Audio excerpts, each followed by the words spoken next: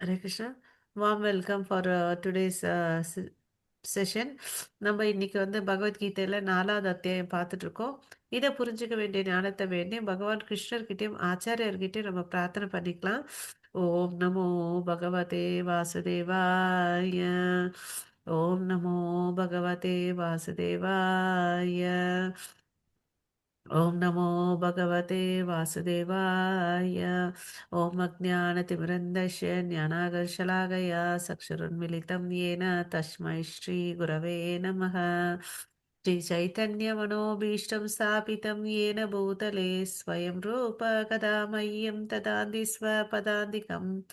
வந்தேகம் ஸ்ரீகுரோ ஸ்ரீயுதபதகமலம் ஸ்ரீகுரோन् வைஷ்ணவாंश्च श्रीरूपं साग्रजातं सगगण रघुनाथान्वितं तं सजीवं सात्वैनं सावधूतं परिजनसहितं कृष्णचैतन्यदेवं श्रीराधाकृष्णपदान् सगगण ललिता श्रीविशाखान्वितांश्च हे कृष्णा करुणा सिन्धो दीनबन्धो जगत्पते गोपेश गोपिकान्त राधाकान्त नमोऽस्तु ते।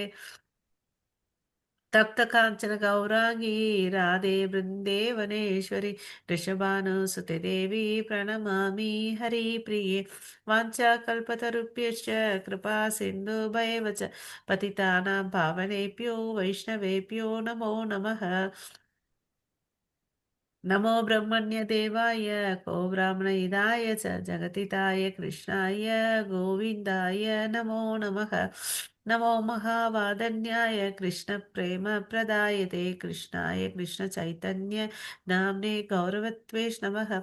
गुरवे गौरचन्द्राय राधिकाय तदालय कृष्णाय कृष्णभक्ताय तद्भक्ताय नमो नमः। मुखं करोति वाचालं पङ्गं लङ्घायते गिरिं यत्कृपातमहं वन्दे श्रीगुरुं दीनदारणं परमानन्दं माधवं श्रीचैतन्य ईश्वरम्।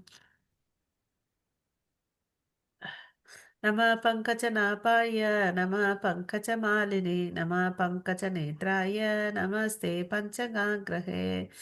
कृष्णाय वासुदेवाय देवकीनन्दनाय च नन्दगोपकुमाराय गोविन्दाय नमो नमः।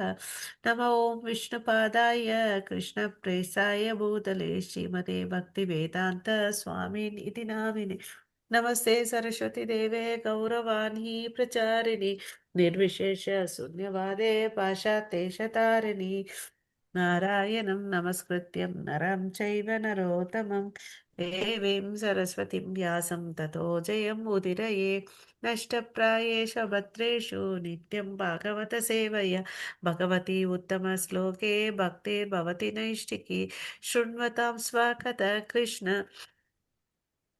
पुण्यश्रवणकीर्तनः हर्हन्ते सोहे अभद्राणि विधुनोति सुकृत्सतां पञ्चतत्त्वात्मकं कृष्णं भक्तरूपस्वरूपकं भक्तवतारं भक्त्याकां नमामि भक्तशक्तिकं। जय श्री कृष्ण चैतन्य प्रभो नित्यानन्द श्री अद्वैत गदाधर श्रीवासादि गौरभक्तवृन्द।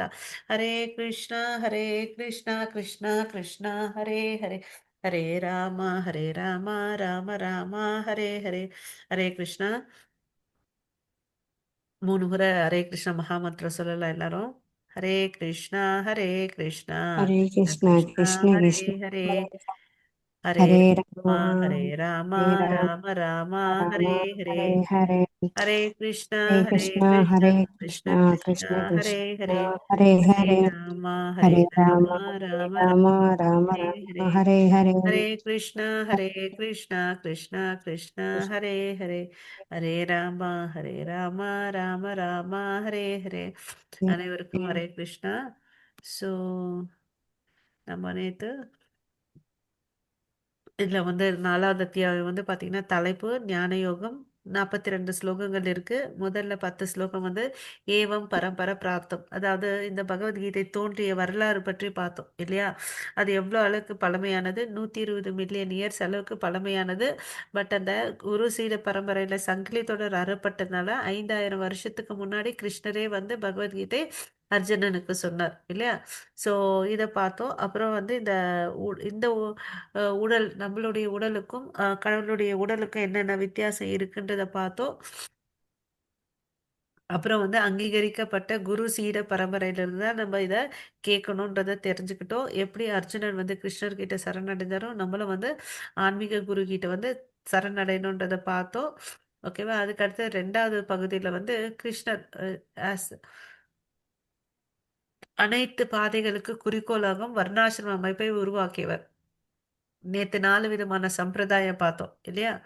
அதாவது பிரம்மாலேருந்து மத்வாச்சாரியார் வந்தார். மத்வாச்சாரியார் வந்துச்சு. அப்புறம் வந்து பார்த்திங்கன்னா லக்ஷ்மிலேருந்து ராமானுஜர் அந்த பரம்பரை வந்துச்சு. ஸ்ரீலக்ஷ்மி பரம்பரைன்னு சொல்லுவோம் இல்லைங்களா? அதுதான். சில பேர் வந்து சிவனை ஃபாலோ பண்ணுறவங்க யாருன்னு பார்த்தீங்கன்னா விஷ்ணு சுவாமி. 4 குமாரர்களை ஃபாலோ பண்ணுறவங்க வந்து நிம் நிம்பகாச்சாரியார்கள். ஓகே, இந்த 4 விதமான சம்பிரதாயம் இருக்கு. அதுல சிறந்ததுன்னு எதுன்னு பார்த்தீங்கன்னா கிருஷ்ணரே வந்து பார்த்தீங்கன்னா பிரம்மாவுக்கு வந்து வேதங்களை கற்பித்தார். ஓகேங்களா? அவர்கிட்ட வந்தது ஆஹ், மத்வாலேருந்து நம்ம சைத்தன்ய மகாபிரபுக்கு வந்தது. அதனால தான் இது பிரம்ம மத்வ கௌடிய சம்பிரதாயம்னு சொல்லுவாங்க. ஸோ அப்புறம் வாழ்நாட்கள் பார்த்தோம் இல்லையா? 4 யுகங்கள், மன்வந்திரங்கள்னா என்ன, கல்பான்னா என்னன்னு பார்த்தோம் இல்லையா? கல்பான்னா என்ன, யாராவது சொல்றீங்களா? 14 மன்வந்திரங்கள் ப்ளஸ் 15 சந்தியாஸ் சேர்ந்தாதான் கல்பா. ஓகேங்களா? 14 மன்வந்திரம் ப்ளஸ் 15. அப்புறம் பிரம்மாவின் ஒரு நொடி எவ்வளோன்னா 1,00,000 வருஷங்கள். இது வந்து நம்ம ஹியூமன் ஃபார்ம்ல அவருக்கு சொல்றோம். அவருடைய ஒரு செகண்ட் வந்து நம்மளோட வாழ்நாள் இந்த பூ உலகத்துல 1,00,000 வருஷம். அப்புறம் மனுவோட வாழ்க்கையை பார்த்தோம் இல்லையா? மனு வந்து எவ்வளோ நாள் வாழ்வாரு? லைஃப் ஆஃப் மனு வந்து 120 மில்லியன் இயர்ஸ். பிரம்மா வந்து பார்த்தீங்கன்னா 311 எங்க இருக்குது? லைஃப் ஆஃப் பிரம்மான்னு பார்த்தீங்கன்னா 155 ட்ரில்லியன் இயர்ஸ் இல்லையா? பிரம்மா அதில் 155 ட்ரில்லியன் இயர்ஸில் 50 வருஷம் போயிடுச்சு. ஓகே, ஸோ அப்போ அவரோட இரவில் வந்து இந்த உலகம் வந்து அழியப்படுது, பகலில் வந்து உலகம் வந்து சிருஷ்டிக்கப்படுறதுன்றதை பார்த்தோம். ஸோ கிருஷ்ணர் ஏன் வராரு? தர்மத்தை நிலைநாட்டுறதுக்கும் அதர்மத்தை வந்து அழிக்கிறதுக்கும் பக்தர்களை காக்கிறதுக்கோசம் வராருன்றதை பார்த்தோம். ஓகே, ஸோ நேற்று எத்தனை ஸ்லோகங்கள் முடித்தோம்? ஹரே கிருஷ்ணா. யாருக்கா ஞாபகம் இருக்கா? 11வது ஸ்லோகம் முடிச்சோம் இல்லைங்களா? ஸோ நம்ம இந்த ஸ்லைட்லேருந்து பார்க்கணும். ஓகே, ஸோ ஜென்ம கர்மச்ச மே திவ்யம் யோ மே ஏதி தத்வதக தெக்த்வா தேகம் புனர்ஜென்ம நைத்திமாம் ஏதி சோ அர்ஜுனா. அதாவது இங்க என்ன சொல்றாங்க? யார் அவருடைய பிறப்பு செயல்களை எல்லாம் வந்து நினைக்கிறாங்களோ, திவ்யமானதுன்னு நினைக்கிறாங்களோ, அவங்களுக்கு என்ன இல்லைன்னு சொல்றாரு? புனர்ஜென்மம் இல்லை. இந்த பாயிண்ட்டை நம்ம நல்லா புரிஞ்சுக்கணும். ஸோ நம்ம வந்து பார்த்தீங்கன்னா இத்தனை வருஷங்களா ஏதோ ஒரு ஜீவராசிகளாக பறந்து பறந்து இறந்து வந்திருக்கோம் இல்லையா? நமக்கெல்லாம் நம்ம இந்து சமுதாயத்தில் எல்லாருக்குமே வந்து மறுபிறப்பின்ற கான்செப்டில் வந்து நம்பிக்கை இருக்குது இல்லையா? ஸோ இதை அவருடைய நாம ரூப குணநிலைகளை யார் ஸ்மரணம் பண்ணுறாங்களோ அவங்களுக்கு புனர்ஜென்மம் இல்லை. அதை நல்லா மைண்டில் வச்சுட்டு நம்ம பக்தியை பண்ண ஆரம்பிக்கணும். ஹரே கிருஷ்ணா. ஸோ இந்த ஸ்லைடில் நம்ம என்ன பார்க்க போகிறோம்னா கிருஷ்ணா ரிவார்ட்ஸ். நம்ம எப்படி சரணடைகிறோமோ அதுக்கேற்ற மாதிரி அவர் நமக்கு பலன் அளிக்கிறாருன்னு சொல்லிட்டு இந்த பிக்சரில் பார்த்தோம் இல்லையா? நம்ம என்னவா நினைக்கிறோமோ அவர்கிட்ட என்ன நினச்சி சரணடையுமோ அது நமக்கு கொடுக்குறாருன்றதை பார்த்தோம். ஸோ கடவுளை வந்து உணர்றதுக்கு வந்து 3 நிலைகள் இருக்குது. இந்த பரிபூரணமான உண்மை தத்துவத்தை வந்து புரிஞ்சுக்கிறதுக்கு 3 நிலைகள். இது நம்ம ஏற்கனவே 2வது அத்தியாயத்தை விழாவறியாக பார்த்துருக்கோம். அதாவது சில பேர் கடவுளை வந்து ஒளி ரூபன்னு சொல்லிட்டு வணங்குவாங்க இல்லையா? அது வந்து பார்த்தீங்கன்னா பிரம்மன் நிலை. அதுக்கு அடுத்தது கடவுளுக்கு வந்து 4 கை ரூபங்கள் இருக்குன்னு அப்படின்னு நினைச்சு வழிபடுறவங்க வந்து பரமாத்ம நிலையை வந்து உணர்றாங்க. ஓகே, இது 2ம் யாருன்னா கடவுளுடைய விரிவாக்கம் தான். பிரம்மனும் சரி, பரமாத்மாவும் சரி. ஆனா அதுக்கெல்லாம் உயர்ந்த நிலை ஒண்ணு இருக்கு. அது என்னன்னு பார்த்தீங்கன்னா பகவான். ஓகே, கிருஷ்ணர் வந்து பார்த்தீங்கன்னா 2 கை ரூபத்துல ஷாமசுந்தர வடிவத்துல தலையில மயில்பீலி வச்சுட்டு எப்பவுமே புல்லாங்குழல் வாசிச்சுட்டு பலவிதமான வண்ண மலர்களை அணிச்சிட்டு கௌசுபமணி தரிச்சுக்கிட்டு இருக்கிறவர் தான் ஷியாம சுந்தரான பகவான் கிருஷ்ணர். ஓகேவா? அவர் தான் வந்து அல்டிமேட். அவரை தான் நம்ம வணங்கணும். இந்த 3 நிலைகள் தெரிஞ்சுக்கணும். ஸோ யாரால இவரை புரிஞ்சுக்க முடியும் முழுமையான்னு பார்த்தீங்கன்னா, தூய பக்தர்கள். அவங்களுக்கு இருதயத்துல எந்த கலங்கமும் இருக்காது, பொறாமைன்றது இருக்காது. எல்லா ஜீவராசிகளுக்கும் உற்ற நண்பனா இருப்பாங்க. அவங்க செய்யக்கூடிய பக்தி எப்படி இருக்குன்னு பார்த்தீங்கன்னா, பாகவதத்துல என்ன சொல்லியிருக்கேன், அன்இன்டரப்டட், அன்மோட்டிவேட்டட். அதாவது அ ஆ, எந்த ஒரு எந்த ஒரு பலனையும் எதிர்பார்க்காம கடவுளை திருப்தி பண்றதுக்கோசம் அவங்க வந்து பக்தி பண்ணுவாங்க. ஓகே. ஆ, அப்படியேப்பட்ட தூய பக்தியை பண்ணணும். இப்போ நம்ம இப்போ இந்த பௌதிக உலகத்துல வாழ்றவங்க எல்லாம் பார்த்தீங்கன்னு வச்சுக்கோங்களேன், ஏதாவது ஒரு பலனை நோக்கி தான் கடவுள்கிட்ட வந்து பிரார்த்தனை பண்ணுவாங்க, இல்லையா? எனக்கு அது வேணும், இது வேணும்னு அப்படின்னு சொல்லிட்டு தான் பிரார்த்தனை பண்ணுவாங்க. பட் தூய பக்தர்கள் வந்து பார்த்தீங்கன்னா, கிருஷ்ணரை திருப்தி பண்றதுக்கோசம் பக்தி பண்ணுவாங்க. அது அன்மோட்டிவேட்டட், அன்இன்டரப்டட் அப்படின்னு சொல்லுவாங்க. எந்த ஒரு எதிர்பார்ப்பும் இல்லாம, எந்த ஒரு தடையும் இல்லாம, நான் பண்ற பக்தி வந்து கிருஷ்ணருக்கு வந்து திருப்தி அளிக்குதா? அப்படின்னு சொல்லிட்டு தான் பார்ப்பாங்க. ஓகே. அப்படியேப்பட்ட பக்திய பண்ணணும். ஓகே. ஸோ அதுக்கு அடுத்தது அ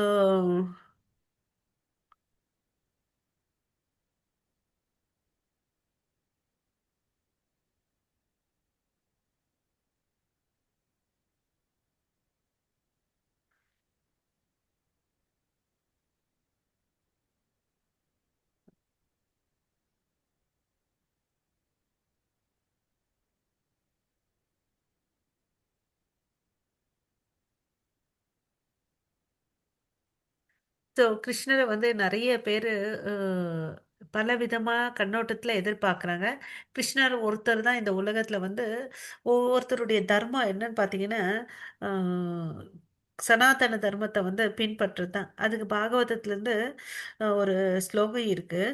அதாவது தர்மோ புரோஜித கைதவ அத்ர பரமோ நிர்மத்சராணாம் சதம் வேத்யாம் வாஸ்தவம் அத்ர வஸ்து சிவதாம் தாபத்ரயோன்மூலனம் ஸ்ரீமத் பாகவதே மகாமுனி கிருதே கிம் வா பரேர் ஈஸ்வரக சத்யோ ஹிருதய அவருத்தியதே அத்ர கிருதிபி சுஷ்ருஷு பிஸ்தத் ஷனாத். ஸோ நம்மளுடைய தர்மம் என்னன்னு பார்த்தீங்கன்னா, பாகவதத்தை வந்து ஃபாலோ பண்ணுறது தான் நம்மளுடைய ஹையஸ்ட் தர்மம். நம்ம எல்லாம் ஒவ்வொரு வேலையை செஞ்சுட்டு இருப்போம், இல்லைங்களா? அதெல்லாம் விட உயர்ந்தது எதுன்னு பார்த்தீங்கன்னா, பாகவதத்தை வந்து நம்ம ஃபாலோ பண்ணணும்னு அப்படின்னு சொல்லிட்டு சொல்றாங்க. ஓகேவா? பக்தர்கள்ல வந்து பார்த்தீங்கன்னா, பல நிலை பக்தர்கள் இருக்காங்க. ஓகேவா? ஸோ, அதாவது கர்மங்கள செஞ்சுட்டு இருக்கவங்க யாருன்னு பார்த்தீங்கன்னா, அ அந்த டேபுலர் காலம் பாருங்க. Krishna reciprocates based on desires. அவங்கவங்களுடைய விருப்பத்துக்கு ஏத்த மாரி அவர் வந்து பிரதிபலிக்கிறாருன்னு சொல்லிட்டு. அதாவது பலநோக்கு செயல்கள செய்றவங்களுக்கு ஒரு அவர் எப்படி இருக்காருன்னா, யக்னேஸ்வரான் அப்படின்னு சொல்றாங்க. ஏன்னா யாகங்கள் மூலமா சில பேர் வந்து இந்த பொருட்கள வந்து அ அடையணும்னு சொல்லிட்டு நினைக்கிறாங்க. அப்போ வந்து அவங்க வந்து எப்படி விஷ்ணுவ வழிபடுறாங்கன்னு பார்த்தீங்கன்னா, யக்னேஸ்வரா. அருவவாதிகள் வந்து பார்த்தீங்கன்னா, கடவுள வந்து ஒளி வடிவத்தில நினைக்கிறாங்க. அதுக்குள்ள 2 கலக்கணும்னு நினைக்கிறாங்க. அவங்கெல்லாம் வந்து பார்த்தீங்கன்னா, அருவவாதிகள். அவங்களுக்கு வந்து கடவுள் வந்து பிரம்ம ஜோதியா இருக்கிறாங்க. யோகிகள் என்ன பண்றாங்கன்னா, தன்னுடைய உடல் அப்புறம் சுவாசத்த எல்லாம் வந்து கண்ட்ரோல் பண்ணி, தன் இருதயத்தில இருக்கக்கூடிய பரமாத்மாவ உணர்றாங்க. அவங்க யோகிகள். ஓகேவா? பக்தர்கள் வந்து பார்த்தீங்கன்னா, கடவுள வந்து ஒரு உறவு கொண்டு பக்தி பண்றாங்க. அதாவது அது ரசான் அப்படின்னு சொல்லுவோம். அதுல வந்து பார்த்தீங்கன்னா, டோட்டலி 12 ரசங்கள் இருக்கு. அதுல வந்து முதன்மையானது 5 பிரைமரி ரசாஸ்ன்னு அப்படின்னு சொல்றாங்க. அது என்னென்னன்னு பார்த்தீங்கன்னா, ஹரே கிருஷ்ணா, சாந்த சாந்தரச, தாஸ்யரச, சாக்கியரச, வாத்சல்ய ரச, மாதுரிய ரச. ஓகே. ஏதாவது ஒரு உறவை வச்சுக்கிறது. ஓகேவா? சாந்தனா நியூட்ரல். தாசியன்னா கடவுள் வந்து என்னுடைய எஜமானர், நான் அவருக்கு சேவை செய்யணும்னு நினைக்கிறது தாசியம். ஓகே. அதுக்கது சாக்கியன்னா கடவுளை வந்து தன்னுடைய நண்பனா பாவிச்சு அவருக்கு பக்தி பண்றது. வாத்சல்யன்னா கடவுளை வந்து தன்னுடைய மகனா நினைச்சு அவனுக்கு வந்து சீராட்டி வளர்க்கறது வந்து வாத்சல்யம். கடவுளை வந்து காதலனா நினைச்சிட்டு அவர்கிட்ட உறவை வச்சுக்கிறது வந்து பார்த்தீங்கன்னா மாதுரியம். இதில் ஏதாவது ஒரு உறவை வச்சுட்டு பக்தர்கள் வந்து பக்தி பண்ணிட்டு வருவாங்க. ஸோ இந்த தூய பக்தர்கள் வந்து பார்த்தீங்கன்னா அகாம சர்வ காமோவா, அவங்க வந்து கிருஷ்ணரை திருப்தி பண்ணுறதுக்கோசம் பக்தி பண்ணிட்டு வருவாங்க. அவங்க எப்பவுமே வந்து கிருஷ்ணரை நம்பி தான் வாழ்வாங்க. ஓகேவா? அது மாதிரி இருக்கக்கூடியவர்கள் தான் தூய பக்தர்கள். ஓகே. ஹரே கிருஷ்ணா. இந்த ஸ்லோகம் படிங்க.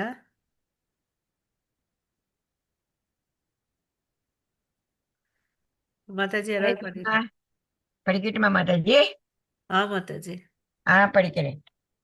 काङ्क्षतः कर्मणां सिद्धिं यजन्त इह देवताः क्षिप्रं हि मानुषे लोके सिद्धिर्भवति कर्मजा.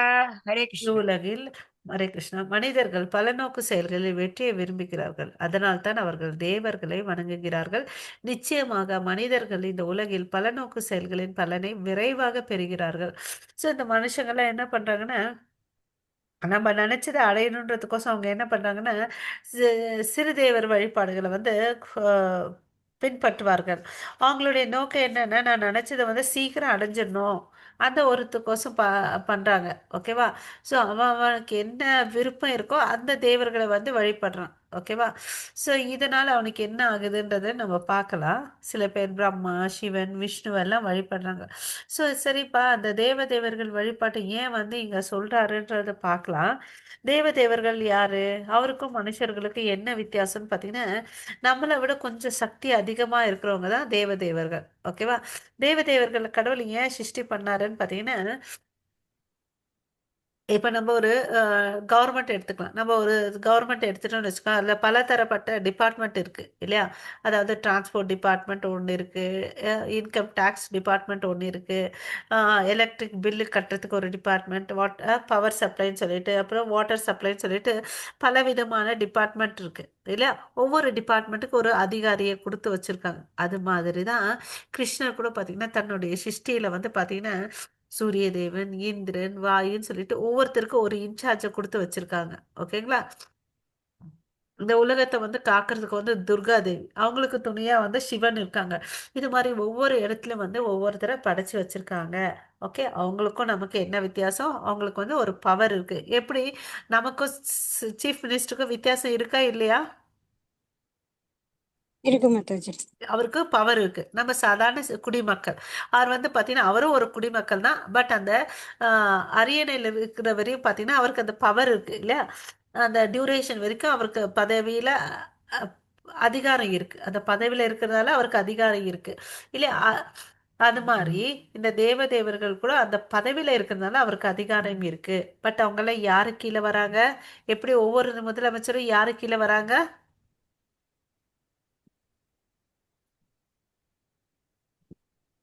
ஹரே கிருஷ்ணா. Prime minister. ஆ, அப்புறம் பிரசிடென்ட் இல்லையா? அவங்க கீழே வராங்க. அவங்க சொல்றதை இவங்க வந்து எக்ஸிக்யூட் பண்ணணும். இவங்களுக்கு ஒரு குறிப்பிட்ட அளவுக்கு பவர் இருக்கு. பட் அவங்க சொல்றதை இவங்க ஒபே பண்ணியாங்க. அது மாதிரி இந்த தேவர்கள்லாம் வந்து பார்த்தீங்கன்னா கிருஷ்ணர் என்ன சொல்றாரோ அதை கேட்டுதான் ஆகணும். அவர் கட்டளையிட்டபடி தான் இவங்க நடக்க முடியும். அதை வந்து நம்ம தெளிவா புரிஞ்சுக்கணும். பட் அவங்களுக்கு ஒரு சக்தி இருக்கு இல்லையா? ஸோ இந்த தேவர்கள்லாம் வந்து யாரால சிருஷ்டிப்படப்பட்டதுன்னு பார்த்தீங்கன்னா கிருஷ்ணரால. அவங்க வந்து பார்த்தீங்கன்னா இந்த சில பவர், அதாவது நம்ம ஒரு பிரார்த்தனை பண்றோம்னு வச்சுக்கோங்களேன், அந்த பிரார்த்தனை வந்து நிறைவேற்றுவாங்க. பட் நமக்கு அனுபவிக்கக்கூடிய கஷ்டம் இருக்குல்ல, அதை வந்து பின்னாடி தள்ளி வச்சுட்டு அந்த நல்ல விஷயத்தை வந்து முன்னாடி வைப்பாங்க. ஓகேவா? அதே கிருஷ்ணர்கிட்ட வந்து பிரார்த்தனை பண்ணோம்னு வச்சுக்கோங்களேன், நமக்கு இருக்கக்கூடிய நஷ்டங்களை இருக்கும் இல்லையா? நம்ம பாவம் பண்ணதுனால சில விஷயங்கள் நடக்கும் இல்லையா? அதை வந்து அவர் என்ன பண்ணுவாருன்னா கம்மி பண்ணிடுவார். ஓகேவா? இவங்களால அதை பண்ணவே முடியாது. இப்ப நடக்கிறத வந்து நாளைக்கு பண்றதுக்கு இல்ல சில வருஷங்கள் கழிச்சு நடக்கிற மாதிரி தான் அவங்களால பண்ண முடியும். அங்க இருக்கிறத எடுத்து இங்க நல்ல விஷயத்த முன்னாடி வச்சுட்டு கெட்ட விஷயத்த பின்னாடி எடுத்து வைக்கிறாங்க. அப்ப எப்படி இருந்தாலும் அந்த தேவ வழிபாடை பண்றவன் ஒரு நாள் கண்டிப்பா கஷ்டத்தை அனுபவிக்க தான் வேண்டும். அதே கிருஷ்ணரை வழிபட்டு என்ன நன்மை, என்ன வித்தியாசம்னு பார்த்தீங்கன்னா, அவர் அதாவது நம்ம சொல்லுவோம் இல்லையா, தலைக்கு வந்தது தலப்பாவோட போச்சுன்னு அப்படின்னு சொல்லிட்டு, அது மாதிரி. ஓகேங்களா? அதை புரிஞ்சுக்கிட்டு அவ ஆ யாரை வழிபடணுன்றத புரிஞ்சுக்கணும். அவர் ஒருத்தர் தான், அவர் முழுமையானவர். அவரை மட்டும்தான் ஒருத்தவங்க வந்து வழிபடணும். ஏன்னா அவர் தான் எல்லாத்தையும் சிருஷ்டி பண்ணார். அவர் வந்து எப்படியாப்பட்டவர்னு பார்த்தீங்கன்னா, ஒரு வைடூரியம் கல் இருக்கு இல்லையா? கல் ஒன்றா தான் இருக்கும், நிறங்கள் மாறிட்டே இருக்கும் இல்லையா? அவர் தான் இந்த உலகத்தை எல்லாத்தையும் சிருஷ்டி பண்ணாரு. அவர் சிருஷ்டி பண்ணும்போது யாருமே இல்லை இல்லையா? அவர் தான் பரம புருஷ பகவான். அவர் எல்லாத்தையும் வந்து கண்ட்ரோல் பண்றார். அதனால தான் அவர் வந்து ஈஸ்வரக பரம கிருஷ்ண சச்சிதானந்த விக்கிரக அநாதிராதிர் கோவிந்த அப்படின்னு சொல்லிட்டு யார் சொல்றது? பிரம்மாஜியே சொல்றார். பிரம்மா வந்துதான் முதலாக படைக்கப்பட்ட ஜீவராசி. ஓகேவா. அவர் வந்து பார்த்தீங்கன்னா யாரையும் சார்ந்து வாழ வேண்டிய அவசியமே இல்லை. அவர் ஸ்வராட். ஓகேங்களா. அதாவது நம்மெல்லாம் வந்து பார்த்தீங்கன்னா ஒருத்தங்களை சார்ந்து தான் இருக்கிறோம் இல்லையா. ஆ நம்ம வந்து ஒரு வேளை சாப்பாடு நம்ம தட்டில் சாப்பாடு வரணும்னா நம்ம எத்தனை பேரை நம்பி வாழ்ந்துருக்குறோம். ஒரு விவசாயியை நம்புகிறோம். அப்புறம் வந்து நடுவில் அந்த வணிகம் பண்ணுவாங்க பாருங்க, அவரை நம்பி இருக்கோம். அது வந்து ஃபஸ்ட்டு ப்ராசஸ் ஆகிட்டு அதை வந்து என்ன பண்ணுவாங்க, குடோனில் சேமித்து வைப்பாங்க. அதை ஒரு ஹோல்சேல் டீலர் எடுத்து அதை வந்து ரீட்டைல் செல்லர்கிட்ட கொடுத்து அது அப்புறமா நம்ம வாங்கிட்டு வருவோம் இல்லையா. அது வாங்கிட்டு வந்து சமைச்சு அப்புறம் தட்டில் வரும். இது மாதிரி ஒவ்வொரு சின்ன சின்ன விஷயத்துக்கும் நம்ம போடுற செருப்புல இருந்து துணியில இருந்து நிறைய பேர் டிபெண்ட் ஆயிருக்கும். பட் கிருஷ்ணர் அப்படி அல்லவே இல்லைன்றத புரிஞ்சுக்கணும். அவருடைய உடல் எப்படியாப்பட்டதுன்னு பார்த்தீங்கன்னா நித்தியமயமானது. ஓகேவா. அதனால அங்கே என்ன இருக்காது, பிறப்பு இறப்பு முதுமை நோய் பிணி எதுவுமே இருக்காது. அவர் அஜான்னு சொல்லுவோம், பிறப்பற்றவர்ன்றத பார்த்தோம் நேத்து இல்லையா. பட் இவங்கெல்லாம் வந்து பார்த்தீங்கன்னா இவங்களுக்கு வந்து பார்த்தீங்கன்னா ஒரு குறிப்பிட்ட கால அளவு அவங்களுக்கும் மரணம்ன்றது இருக்குது. ஓகேவா. ஸோ அவர் நித்தியமானவர், அந்த வித்தியாசம் நம்ம புரிஞ்சுக்கணும். ஹரே கிருஷ்ணா.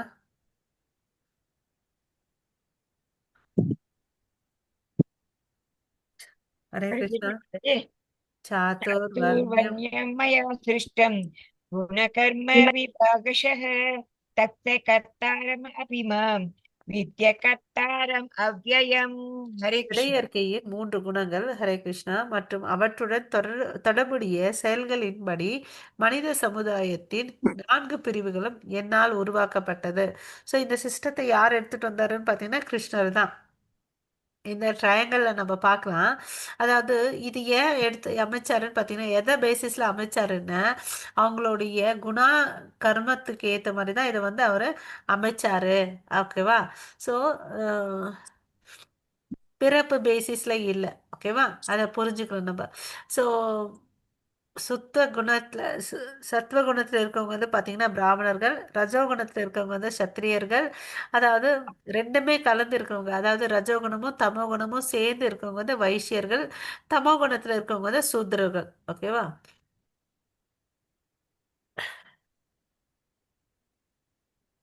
ஸோ இதெல்லாம் வந்து அவர் தான் படைச்சாரு. இருந்தாலும் அவர் வந்து பார்த்தீங்கன்னா இன்னும் செயல் புரியாதவன் மாறாதவன் என்பதை நீதி அறிந்து கொள்ள வேண்டும் சொல்லிட்டு சொல்றார். ஸோ அப்போ வந்து அவர் வேலை செய்ய வேண்டிய அவசியமே இல்லை. இருந்தாலும் அவர் வந்து பார்த்தீங்கன்னா வேலை செய்யறாரு. இதெல்லாம் வந்து அவங்களுடைய குணாதிசைக்கு ஏற்ற மாதிரி கர்மங்களுக்கு ஏற்ற மாதிரி தான் அவர் வந்து இந்த சிருஷ்டியில வந்து பிரிவினை கொடுத்தார். ஓகேவா. பட் இதுல எதுலையுமே அவர் சார்ந்தவர் அல்ல. இதுக்கெல்லாம் அப்பாற்பட்டவர் கிருஷ்ணர். அதை நம்ம புரிஞ்சுக்கணும். எப்படி ஒரு அரசன் வந்து ஒரு திட்டத்தை வந்து தீட்டுறாரோ, ஒரு சட்டத்தை தீட்டும் போது அப்ப என்ன ஆகுது, அந்த சட்டத்தால அவருக்கு வந்து எந்த பனிஷ்மெண்ட்டும் வராது. அந்த மக்கள் பிரஜைகளுக்கு தான் வந்து அந்த சட்டம் வந்து அப்ளை ஆகுது இல்லையா. அது மாதிரி தான் நம்ம இதை புரிஞ்சுக்கணும். இது கிருஷ்ணர் வந்து தான் இதை வந்து படைச்சாரு. ஆனா இது வந்து அவருக்கு வந்து அப்ளை ஆகாதுன்றதை நம்ம புரிஞ்சுக்கணும். ஓகே.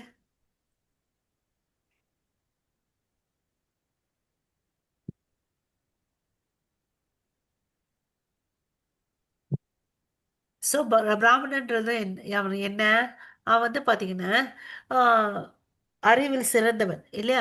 ஸோ வேதங்களை கற்றறிஞ்சு எல்லாருக்கும் வந்து சொல்லி கொடுக்கணும் இல்லையா. சத்திரியன் வந்து பார்த்தீங்கன்னா அவனுக்கு மன மன உறுதி அதிகமாக இருக்கும், உடல் வலிமை அதிகமாக இருக்கும். அதனால அவன் என்ன பண்ணுவான், தன் நாட்டையும் வீட்டையும் வந்து காப்பாற்றுவான் இல்லை. இதுதான் வந்து சத்திரியனுடைய குணாதிசைகள். அப்புறம் வந்து பார்த்தீங்கன்னா வைஷ்யம் வந்து என்ன பண்ணுவான்னா வியாபாரம் பண்ணுவான், பசுக்களை வந்து காப்பாற்றுவான். ஓகேவா.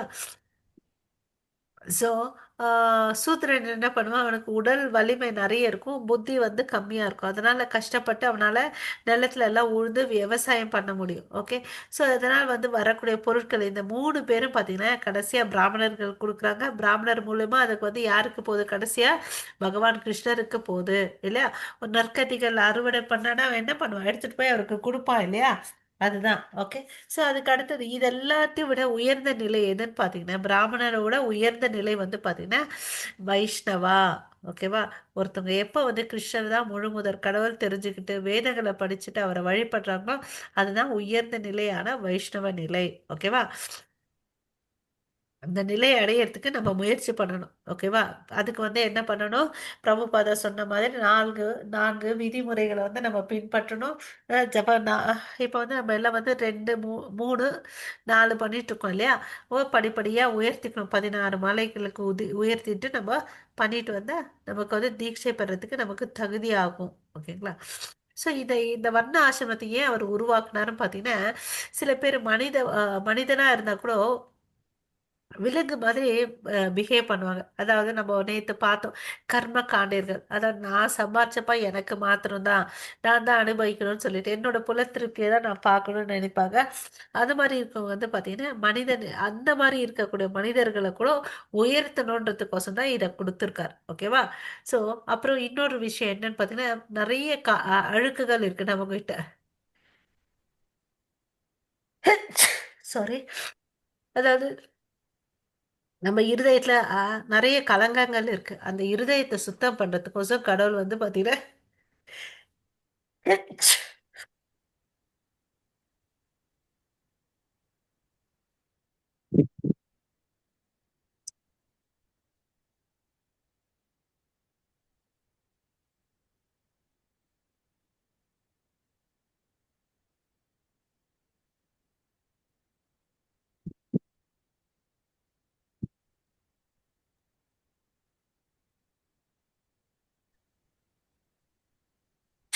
ஹரே கிருஷ்ணா.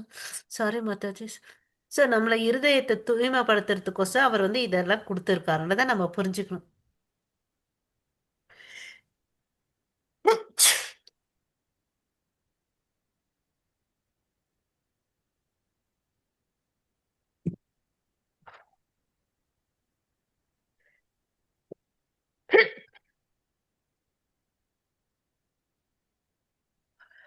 ஒரு மனுஷன் படிப்படியா உயரணுன்றதுக்கோசம் தான் அதை நாயை உண்டும் சண்டாளர், அதாவது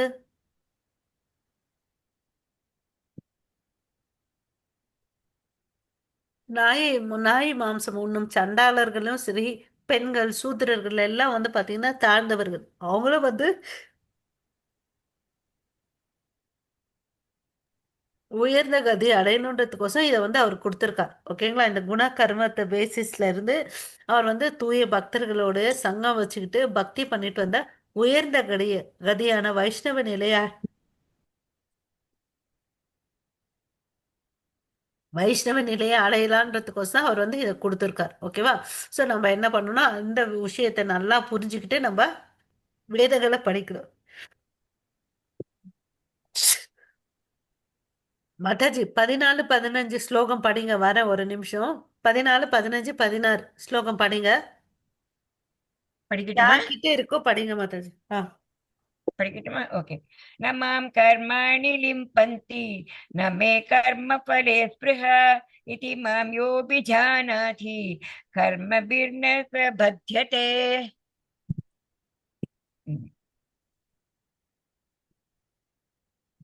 एवं ज्ञाता कृतं कर्म पूर्वैरपि मुमुक्षुभिः कुरु कर्म वैव तस्मात् त्वं पूर्वतरं कृतं किं कर्म किमकर्ति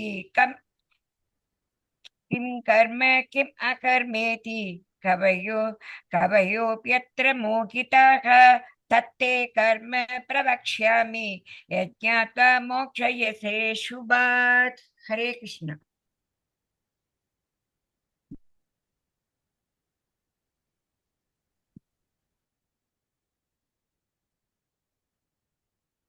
மாதாஜி அடுத்த 2 ஸ்லோகம் படிங்க மாதாஜி. ஹரே கிருஷ்ணா. 14, 15, 16 படிச்சிருக்கேன் மாதாஜி. ஓகே. அது இன்னொன்னு படிங்க மாதாஜி. நான் ஆ, மறந்து போட்டிருக்கேன். அது கொஞ்ச நேரம் ஆகட்டும். யாருக்கெல்லாம் இது பகவத்கீதை இருந்தா படிங்க மாதாஜி. ஹரே கிருஷ்ணா. ஆ.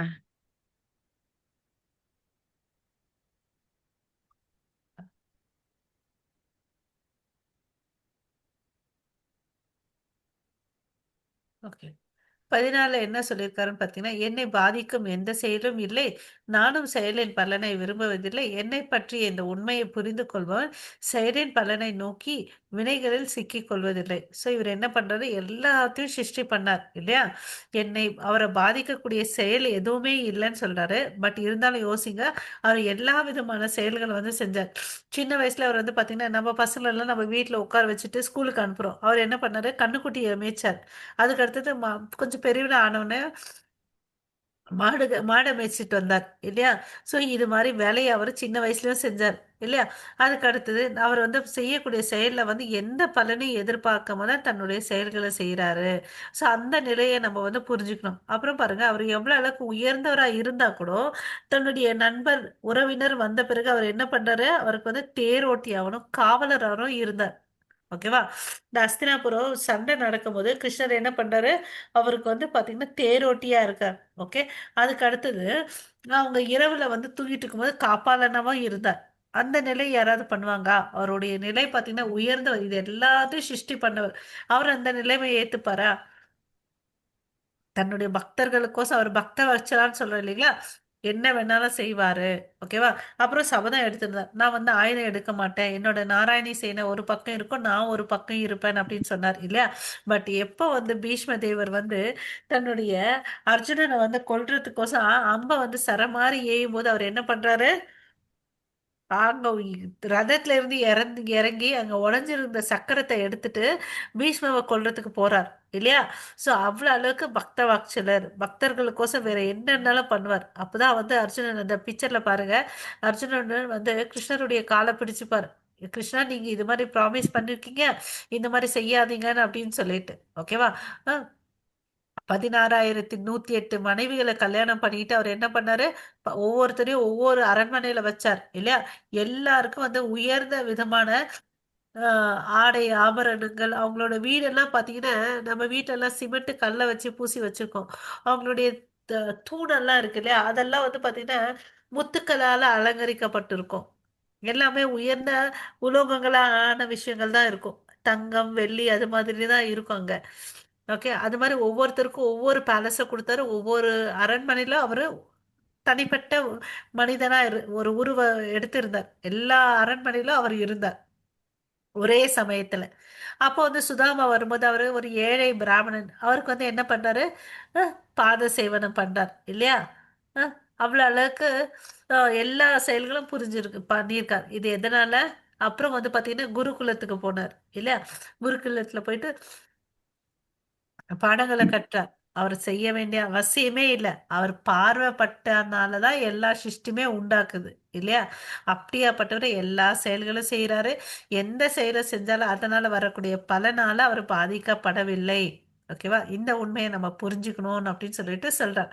அவர் வந்து எதையும் எதிர்பார்க்காம இருக்கிறதுனாலதான் அவரு பலநோக்கு செயல்கள், பற்றுதல் இல்லாம இருக்கிறார். பற்றுதல் இல்லாததுனால எந்த ஒரு பிணைப்பும் இல்லாம இருக்கிறாருன்றதை நம்ம புரிஞ்சுக்கணும். ஹரே கிருஷ்ணா. பண்டைய காலங்களில் விடுதலை பெற்ற அனைத்து ஆன்மாக்களும் எனது தெய்வீக இயல்பை புரிந்து கொண்டு செயல்பட்டன. எனவே நீங்கள் அவர்களின் அடிசுவடுகளை பின்பற்றி உங்கள் கடமையை செய்ய வேண்டும். அதாவது பூர்வைகே பூர்வ தாரம் கிருத்தம். அதாவது முன்னோர்கள் என்ன பண்ணாங்களோ அதை நீங்க பண்ணுங்கப்பா. போன முன்னாடி இருந்தவங்க, உங்களுக்கு முன்னாடி இருந்தவங்க எல்லாம் என்ன பண்ணாங்க, பக்தி பண்ணாங்க இல்லையா? அதாவது நம்ம கோஸ்வாமிகள் அவங்க எல்லாம் என்ன பண்ணாங்க, கடவுள் சொல்லி கொடுத்து போன விதிகளை வந்து ஃபாலோ பண்ணாங்க. அத மாதிரி நீங்களும் வந்து வேதங்களை சொல்லியிருக்கக்கூடிய நியமங்களை வந்து நீங்க ஃபாலோ பண்ணுங்க அப்படின்னு சொல்லிட்டு சொல்றாங்க. பட் இப்ப இருக்கிற உலகத்துல என்ன ஆயிட்டு இருக்குது, நவீன நாகரிகம்னு சொல்லிட்டு மாடர்ன் சிவிலைசேஷன் சொல்லிட்டு வந்துட்டு இங்க என்ன பண்றாங்க, தன்னோட இந்திரியங்களை எப்படி வந்து திருப்திப்படுத்தணும்னு சொல்லிட்டு தான் வந்து முயற்சி பண்ணிட்டு அதுல தான் வாழ்ந்துட்டு இருக்காங்க. அதுதான் வந்து காசே தான் கடவுள் அப்பான்னு அப்படின்னு சொல்லிட்டு வாழ்ந்துட்டு இருக்காங்க இல்லையா? அது மாதிரி புலன் திருப்தி இல்லாம புலன்களை கட்டுப்பாடுக்குள்ள வச்சுட்டு வந்து கிருஷ்ணருக்கு பக்தி பண்ணுங்க. அப்பதான் வந்து என்ன ஆகும், நம்மளுடைய உயர்ந்த குறிக்கோள் கடவுளுடைய திருநாட்டுக்கு வந்து போக முடியும் அப்படின்னு சொல்லிட்டு சொல்றார். ஓகேங்களா?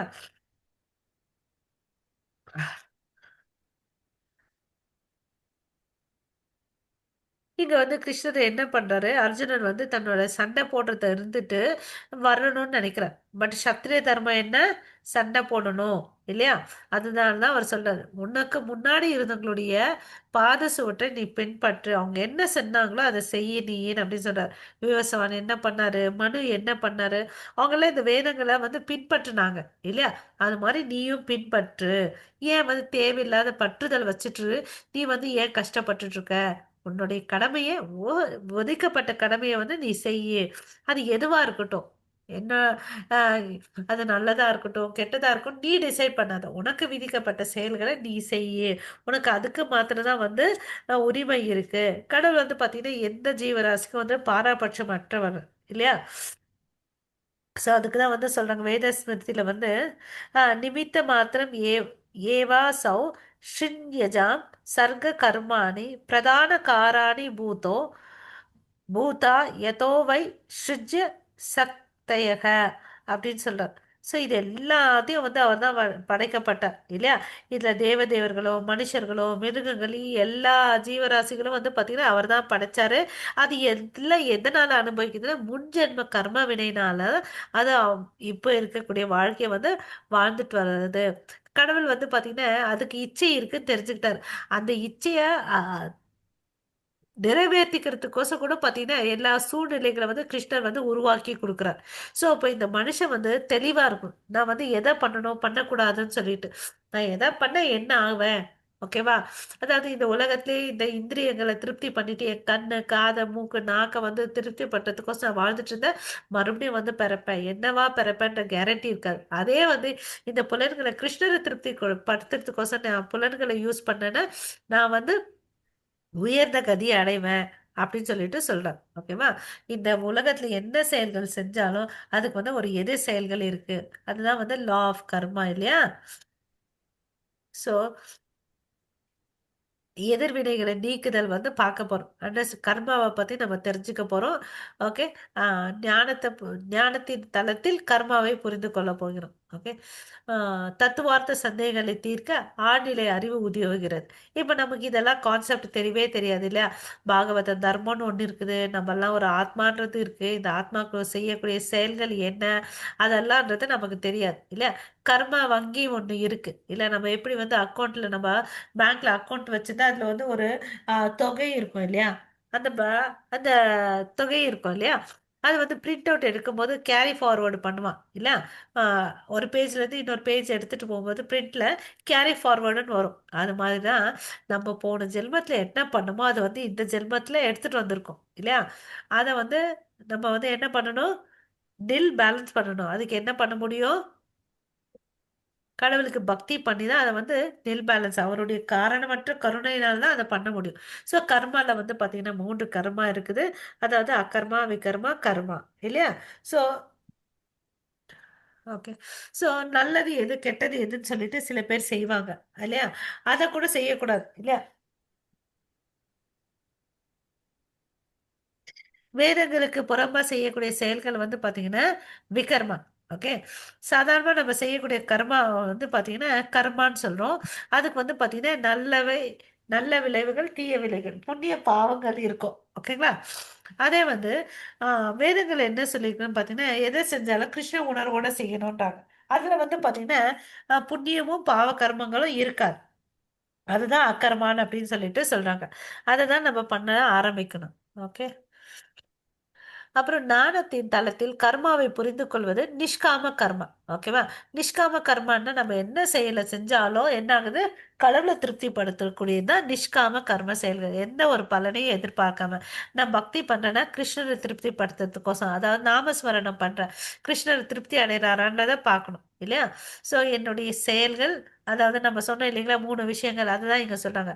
நடவடிக்கை, நம்ம என்ன மாதிரி செயல்கள் செய்கிறோம், தடைப்பட்டது செய்யணுமா இல்லை வேதங்களை வந்து சொல்லியிருக்கிறது செய்யறோமான்றத பார்க்கணும், இல்லை செயல்கள் செய்யாம இருக்கிறோமான்றத பார்க்கணும்.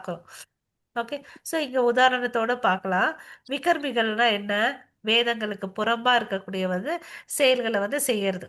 அதாவது எந்த ஜீவராசியை துன்புறுத்தாதன்னு அப்படின்னு சொல்றாங்க. அவங்க வந்து துன்புறுத்துவாங்க, இழிவுபடுத்துவாங்க இல்லையா? இது வந்து பார்த்தீங்கன்னா இவங்களுடைய வாழ்க்கையோட நோக்கம் வந்து பார்த்தீங்கன்னா புலன் திருப்தி பண்றதுல தான் இருப்பாங்க. இவங்க வந்து வாழ்க்கையில தோத்து போயிடுவாங்க. ஓகேவா? இவங்க வந்து அடுத்த பிறவி பார்த்தீங்கன்னா, கீழ்நிலை பிறவில வந்து பிறப்பாங்க. கர்மிகள் என்ன பண்றாங்கன்னு பார்த்தீங்கன்னா, நான் வந்து ஒரு பொசிஷனுக்கு வரணும். அதுக்கு வந்து யாக யக்னங்கள் பண்ணுவாங்க. தன்னுடைய ஆசைகள பூர்த்தி பண்றதுக்கோசம், ஆ இது மாரி சத்யநாராயண பூஜை, அது மாரி கணேச ஹோமம், துர்கா தேவி ஹோமம் அதெல்லாம் பண்றாங்க இல்லையா? அவங்க வந்து இப்போ புலன் திருப்திக்கோசம் இவங்க செய்றாங்க. இவங்க மறுபடியும் என்ன ஆவாங்க, இந்த ஜட உலகத்துல பிறப்பாங்க. ஓகேவா? ஆ ஜட உலகத்துல போவாங்க. அதாவது இவங்க செஞ்ச புண்ணியத்தினால உயர்ந்த லோகத்துக்கு போவாங்க. புண்ணியம் இருக்கிறவங்க அந்த உயர் லோகத்தை வந்து அனுபவிச்சுட்டு மறுபடியும் இந்த உலகத்துக்கு வருவாங்க. அக்கர்மிகள் அக்கர்மிகள் வந்து பார்த்தீங்கன்னா, ஆ வேதங்கள் என்ன சொல்லியிருக்கோ அதை மாத்திரம் தான் ஃபாலோ பண்ணுவாங்க இல்லையா? அவங்க வந்து பார்த்தீங்கன்னா, பக்தி பண்ணிட்டு கிருஷ்ணர் தான் முழு முதற் கடவுள் தெரிஞ்சுட்டு பக்தி பண்ணிட்டு அவருடைய லோகத்துக்கு போவாங்க. நித்தியமான லோகம். அங்கே போனால் இங்கே திரும்பி வர வேண்டிய அவசியமே இல்லை. அவங்க எந்த பலநோக்கு செயல்களும் செய்ய மாட்டாங்க. அதனால அவங்களுக்கு பந்தம் இல்லை. அதனால அவங்க வந்து விடுதலை படுகிறார்கள். ஓகேங்களா? ஹரே கிருஷ்ணா. இந்த 3 வித்தியாசங்களை நம்ம புரிஞ்சுக்கணும். ஓகே. ஸோ இதுதான் கர்மா, விகர்மா, அகர்மா. ஓகேவா? ஓகே. புத்திசாலிகள் கூட செயல் எது, செயலின்மை என்ன என்பதை தீர்மானிப்பதில் திகைத்து நிற்கிறார்கள். செயல் என்றால் என்ன என்பதை இப்போது நான் உங்களுக்கு விளக்குகிறேன். நீங்கள் எல்லா துன்பங்களிலிருந்தும் விடுபடுவீர்கள். இப்ப கிருஷ்ணன் என்ன சொல்றாரு, என்னதான் படிச்சவன் ஸ்காலரா இருந்தா கூட, எவ்வளவு அளவுக்கு புத்தி இருந்தா கூட அவனுக்கு என்ன தெரியல, அவனுக்கே வந்து கன்ஃபியூஷன் இருக்கு. கர்மான்னு என்ன, அகர்மான்னு. ஃபர்ஸ்ட் லைன்ல பாத்தீங்கன்னா, கிம் கர்ம கிம் அகர்மேதி. கர்மான செயல், அகர்மேத்தினா செயலின்மை. இது அவங்க கூட பார்த்தீங்கன்னா அவங்களுக்கு புரிஞ்சுக்கிறது கஷ்டமா இருக்கு. நான் வந்து உனக்கு வந்து விலாவரியா சொல்றேன் அப்படின்னு சொல்லிட்டு சொல்றாரு. ஓகேவா?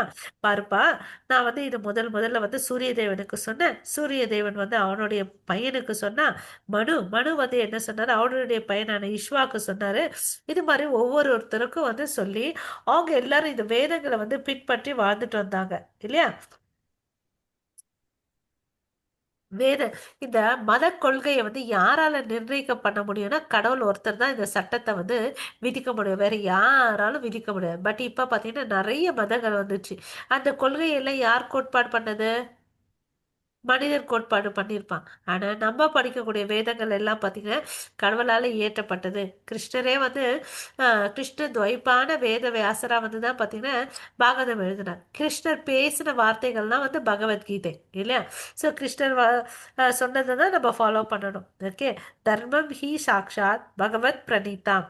ஸோ தர்மத்தை ஃபாலோ பண்ணனா கடவுள் சொன்ன வார்த்தைகளை நம்ம ஃபாலோ பண்ணணும். யாராலும் வந்து எந்த ஒரு மதத்தையும் வந்து உருவாக்க முடியாது. ஓகேவா? ஸோ நம்ம ஆச்சாரியர்கள் யார் யார், 12 மகாஜர்கள் இருக்காங்க. யார் யாரு? பிரம்மா, சிவா, நாரதா, மனு, குமாரா, கபிலா, பிரகலாதா, பீஷ்மா, சுகதேவ் கோஸ்வாமி, யமராஜா, ஜனகா, இவங்க எல்லாம் வந்து பார்த்தீங்கன்னா கடவுளுடைய பாத சுவற்றை வந்து ஃபிட் பண்றாங்க. ஸோ அவங்களுடைய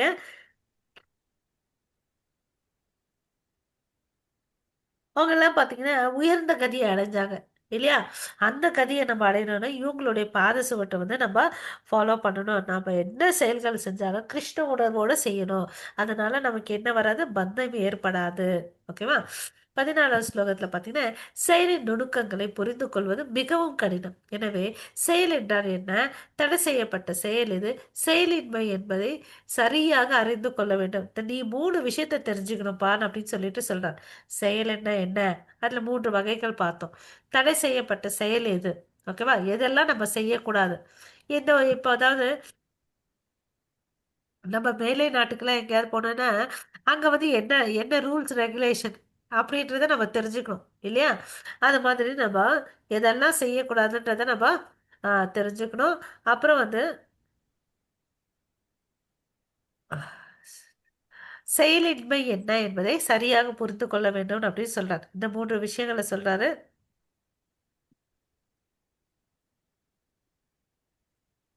ஒருத்தன் நல்ல கற்றறிந்தவன் இருக்கான். அவன் நிஜமா கற்றறிந்தவனா இருந்தான்னு வச்சுக்கோங்களேன், அவன் தெரிஞ்சுப்பான். என்ன தெரிஞ்சுப்பான்? எல்லா ஜீவராசிகளும் கிருஷ்ணருடைய அங்க துணுக்கு. இங்க இருக்கிறவங்க எல்லாருமே கிருஷ்ணருடைய சேவகர்கள். நானா இருக்கட்டும், நீங்களா இருக்கட்டும், நம்ம குடும்பத்தின் உறுப்பினர்களா இருக்கட்டும், எல்லாருமே வந்து கிருஷ்ணருடைய நித்திய சேவகர்கள் அப்படின்னு நினைச்சா அவனுக்கு என்ன வராது? பொறாமை போட்டியே வராது இல்லையா? எல்லாரும் கடவுளுடைய ஒரு அங்கத்திற்கு எல்லாரும் அவருக்கு சேவகன் தான் அப்படின்ற அந்த 2 பாயிண்ட்டை தெரிஞ்சுக்கிட்டோம்னு வச்சுக்கோங்க, நமக்குள்ள என்ன வராது? எந்த ஒரு தாழ்வு மனப்பான்மை, உயர்ந்த மனப்பான்மை நமக்கு வராது இல்லையா? அப்படி இருக்கும்போது யாரும் வந்து வேதங்களுக்கு புறம்பான செயல்களை செய்யாம இ- இருக்க முடியும். அப்புறம் வந்து செயல்களை செய்யணும். செயல்களை செய்யாம இருக்கக்கூடாதுன்னு வேற சொல்லியிருக்கார். ஓகே. ஸோ அப்போ வந்து நித்தியமா கடவுளுக்கு நம்ம சேவகன் வந்த பிறகு என்ன ஆகணும்? சேவை பண்ணி தானே ஆகணும். செயலின்மை எங்க வரப்போகுது? இந்த 3 விலாவரியாச்சுங்களா? ஹரே கிருஷ்ணா. ஹரே கிருஷ்ண. ஓகே. ஸோ இப்போ வந்து பார்த்தீங்கன்னு வச்சுக்கோங்களேன், இந்த ஞானத்தலத்தில் கர்மாவை புரிந்து கொள்வது என்றதை பார்க்கலாம். ஓகேவா? ஸோ ஆழ்நிலை அறிவு ஒருவருக்கு தத்துவ சந்தேகங்களை தீர்க்க உதவுகிறது. நமக்கு இல்லை இருக்க ஒரு நான் ஏன் செய்யணும், எதற்காக செய்யணும் அப்படிலாம் நினைப்போம் இல்லையா? இந்த சந்தேகங்கள் எல்லாத்தையும் வந்து தீர்க்குது. அப்போ என்ன ஆகுது? நம்மளுடைய கர்மா பேலன்ஸ் இருக்குல்ல, அதெல்லாம் என்ன ஆயிடுது? எல்லாமே காலி ஆயிடுது இல்லையா? ஸோ கர்மா, மேலும் கர்ம பேங்க் பேலன்ஸ் கர்மாவை எரிக்க உதவுகிறது. கர்மா என்பது இயற்கையின் ஒரு உலகளாவிய ஒரு விதி, லா. இது வந்து லா ஆஃப் கர்மான் அப்படின்னு சொல்லலாம் இல்லையா? ஒவ்வொரு செயலுக்கு ஒரு எதிர்வினை உள்ளது. ஓகேவா? கெட்ட கர்மா வெளிப்படையாக விரும்பத்தகாத மற்றும் நல்ல கர்மா கூட தவிர்க்கப்பட வேண்டும் என்று கிருஷ்ணர் விளக்குகிறார். ஓகேவா? ஸோ நல்லது கெட்டதுக்கு அப்பாற்பட்டு ஆன்மீக நிலை, அதாவது செயல் மற்றும் எதிர்வினை இல்லாத அக்கர்மாவை தான் நம்ம செய்யணும். அதை நம்ம புரிஞ்சுக்கணும். ஓகே வா. செயலில் செயலற்ற தன்மையும் செயலின்மையில் செயலையும் பார்க்கும் ஒருவன் மனிதர்களில் அறிவாளியாக இருக்கிறான். எல்லா விதமான செயல்களிலும் ஈடுபட்டிருந்தாலும் அவன் ஆழ்நிலை நிலையில் இருக்கிறான். ஓகேவா? அந்த 3 வேர்டு தான் இப்ப திருப்பி சொல்றாங்க. ஓகே. நான் கடவுளுடைய நித்திய சேவகன்றதை தெரிஞ்சுக்கிட்டா நம்ம வந்து உயர்ந்த நிலையை அடையிறோன்றத. ஆ, இந்த ஸ்லோகம் படிங்க மாதாஜி. எஸ் மாதாஜி. எஸ். यस्य यस्य सर्वे समारम्भ कामसङ्कल्पवर्जिताः ज्ञानागन्धकर्मणां तमाहु पण्डितबुधाः त्यक्त्वा कर्मफलासङ्गं नित्यतृप्तो निराश्रयः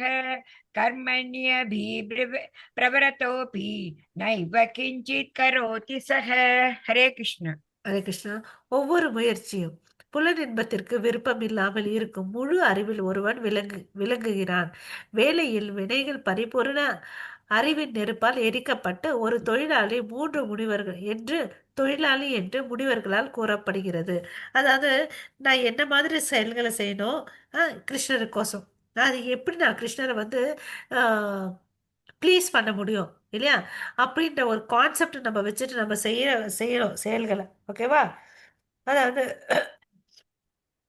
காயேன மனசா காயேன வாச்சா மனசா இந்திரியா புத்தியாத்மனயா பிரகிருதே ஸ்வபாவாத் கர்மி யத்யாத் சகலம் பராஸ்மி நாராயண ஏதி சமர்ப்பயாமி. ஓகேவா? காயா மனசா வாச்சா, அதாவது இந்த உடல் மனசு வார்த்தைகள் எல்லாரும் அவருக்கு தான் நம்ம செய்யணும். ஸோ அதனால என்ன ஆகுது? நாராயண ஏதி சமப்ர சம சமர்ப்பயாமி, அவருக்கு வந்து சமர்ப்பணம் பண்ணணும்னு சொல்லிட்டு சொல்றாங்க. ஓகேவா? ஸோ நம்ம என்ன புரிஞ்சுக்கணும்? கிருஷ்ணர் தான் வந்து முழு முதற் கடவுள். அவரை திருப்தி பண்றதுக்கோசம் தான் என்னுடைய செயல்கள் இருக்கணும் அப்படின்னு நம்ம செஞ்சோம்னு வச்சுக்கோங்களேன், நம்மளுடைய தீவினைகள் முன்ஜென்ம கர்மங்கள் என்ன ஆகும்? எல்லாம் வந்து சுட்டு பொசிக்கப்படுகிறதுன்றத இங்க சொல்றாங்க. ஸோ இந்த அறிவை வந்து நம்ம வளர்த்துக்கணும். என்ன அறிவு? எனக்கும் கடவுளுக்கு ஒரு பந்தம் இருக்கு. அந்த பந்தத்தை வந்து நான் புதுப்பிச்சுக்கணும். எப்படி ஒரு நெருப்பு வந்து எல்லா பொருட்களை வந்து சாம்பலாக்கணும் இல்லை? அதை நீ தங்கமா போடு, இல்லை கட்டையை போடு, எதை போட்டாலும் அது என்ன பண்ணும்? சாம்பலாக்கக்கூடிய தன்மை இருக்கு இல்லையா? ஒண்ணுமே இல்லாம பண்ணிடும். அது மாதிரிதான் கிருஷ்ணர் வந்து பாத்தீங்கன்னா நம்மளுடைய கர்மாத்தை எல்லாத்தையும் என்ன பண்றாரு? ஒண்ணுமே இல்லாம பண்ணிடுறாரு. ஓகேவா?